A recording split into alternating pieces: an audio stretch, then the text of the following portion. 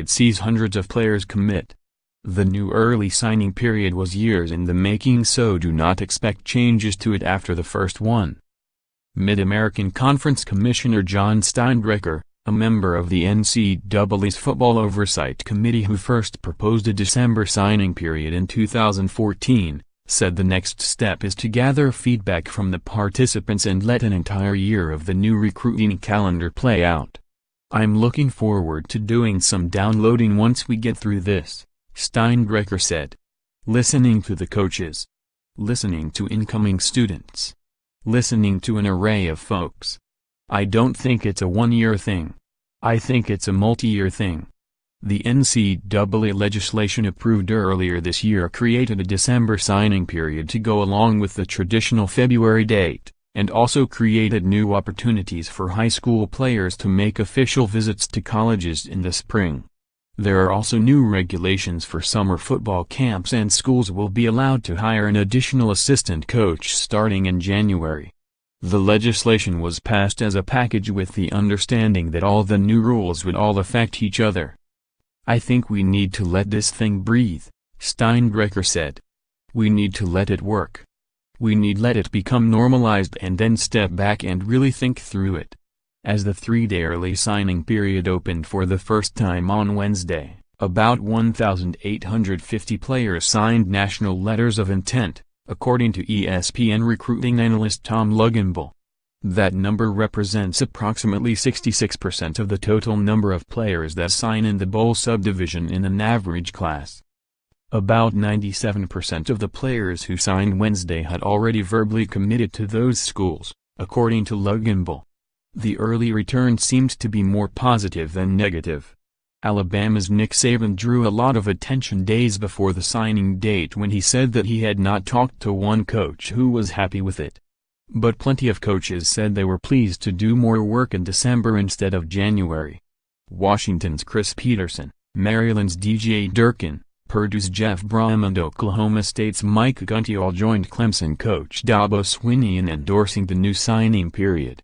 "I don't think you'll see as much change as before," Brom told reporters, referring to recruits flip-flopping commitments. "Now, everyone can be very selective to fill needs in February."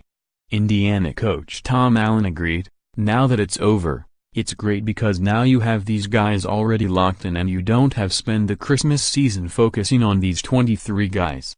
Now you can focus on the last few that you have available, and you'll know what's out there, and you'll be able to focus on them."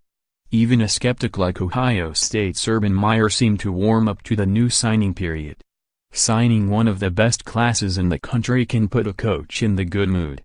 Still, Meyer spotted potential problems. "What I've had happen to me is I've talked to several players and my answer to them, because we're straightforward with them, is that I don't know if I have a scholarship right now because I don't know who's leaving for the NFL draft," Meyer said. "And a couple times, more than a couple, I got a comment back saying, 'Coach, this school is telling me if I don't sign on the 20th, I'm out. They're taking my scholarship offer.' And that's not what the intent of the rule was." Another issue almost certain to arise with the early signing period is assistant coaches changing jobs.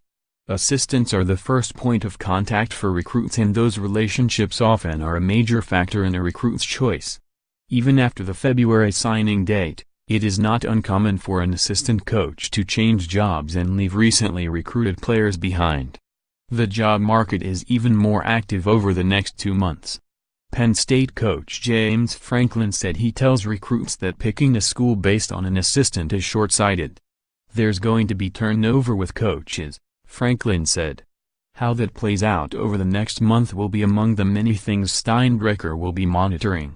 What was no surprise to him was that the early signing period immediately became the primary signing period. Wherever we put the pin in and said, "Okay, this is the early signing date," he said, "that's where the preponderance of signings would occur. It just would naturally do that. It confirms what I think we thought would occur." App sports writer Mitch Stacy and Associated Press writer Jeffrey Collins contributed to this report. Follow Ralph DeRusso at www.twitter.com/RalphDrushop_ for more app college football coverage. http://collegefootball.app.org and http://twitter.com/app_top25